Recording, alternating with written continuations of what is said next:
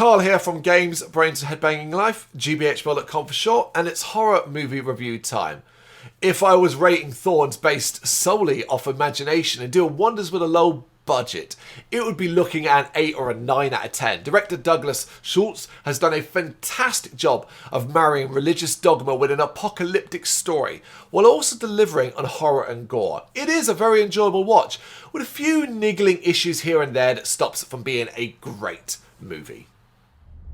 I understand you are on your way to Iron Mountain Observatory to find out why it went silent after receiving a signal from a missing probe. This celestial mystery must be evaluated from every perspective. Now I lay me down to sleep. There appear to be pages from a Bible covering the walls. Pray the Lord my soul to keep. I'm not gonna hurt you. If I should die before I wake, Get out of my head! Did you hear that? pray the Lord my soul to keep. John Bennett plays Gabriel Goodman, a former priest who was asked to investigate a remote observatory by the Archbishop Jenkins, played by Doug Bradley. The observatory has been examining a signal from a deep space probe that recently came back online after years of silence. The probe has transmitted an image that may have huge religious significance. Gabriel is the man for this job, but even he is completely unprepared for the horror that awaits him.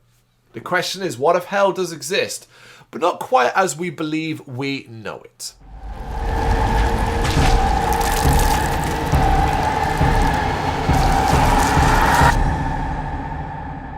Amen. Book of Revelations talks about the end of times. Do you think that's what's happening now? Amen. It's starting. Thorns does a good job of combining surreal and tangible elements to tell a story that is both character-based and world-encompassing. With the former, the movie keeps the cast small, so all the focus is on them. The character of Gabriel, a priest who has lost his faith, and a mute nun named Sister Agnes, played by Cassandra Shomer, who believes the discovery will bring about the end of the world. Both characters have depth and arcs, and both are played wonderfully well. Whereas the latter is realised through religious imagery and immersive sound. Obviously, with a low budget, there's not a lot of breathing room when it comes to showing the apocalypse, but Thorns does a good job of making you believe it is happening regardless. You know, it's creating the atmosphere and sense that things are happening around us in this movie and we just can't see it. A major part of this and what makes the overall experience quite compelling is how it expresses its theological thoughts. It is not about bashing the Christian faith, but rather twisting what we know and asking questions that no one can really answer. If you have interest in this sort of thing, you're going to find Thorns more exciting overall. Yet that doesn't mean those who want some horror will be left wanting. Be under no false illusions. Thorns is a horror movie, and it is not afraid to be gory. In fact, by modern standards, it pushes the limits, as Douglas Schultz goes back to the time when practical effects ruled all. This results in some really visceral imagery, uncomfortable scenes, and a monster that looks fantastic. It's areas like this where Thorns excels. The end result is something that is immensely watchable. It's a watchable film that feels both fresh and old at the same time. Any of its niggling issues can be overlooked when such an incredible amount of effort is gone into making it all feel so important. To fulfill prophecy. What prophecy? Hell on earth.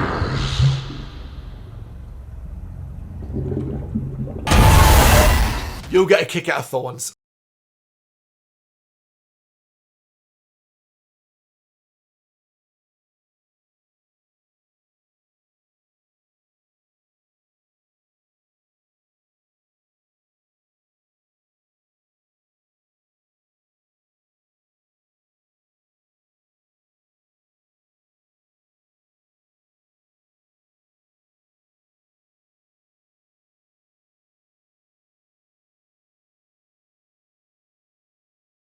Social media platforms: Facebook, Instagram, Twitter, Threads, at GBHBL. Just search for GBHBL and you will find us out there. We also have merchandise on sale. You can access the shop via the website.